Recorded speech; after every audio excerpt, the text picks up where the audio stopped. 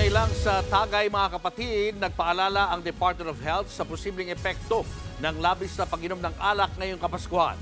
Alamin sa Frontline Report ni JC Cosico.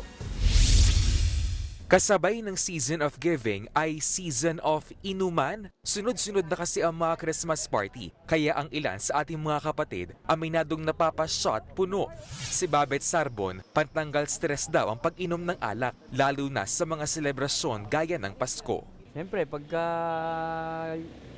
gusto mo yung kabanding mo, lalo na yung pamilya mo.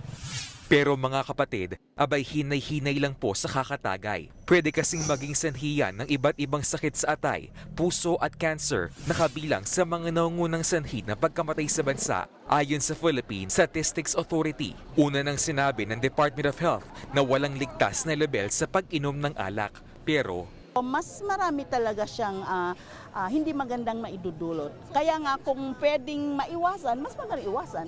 bukod kasi sa mga sakit na pwedeng makuha sa sobrang pag-inom ng alak, pwede rin itong mauwi sa aksidente dahil sa kalasingan. Sa datos ng MMDA, halos 63,000 ang aksidente sa kalsada mula Enero hanggang Nobyembre ngayong taon. 332 dyan ang namatay. Kabilang sa mga dahilan ng road crashes, human error na kung minsan dahil nakainom.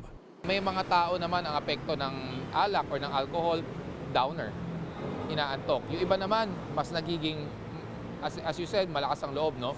Kaya paalala nila, mainam kung planuhin ang mga lakad at iwasang magmaneho kung nakainom. Ayaw naman po natin na after this joyful season, afterwards, magkakaroon naman po tayo ng pagduluksa.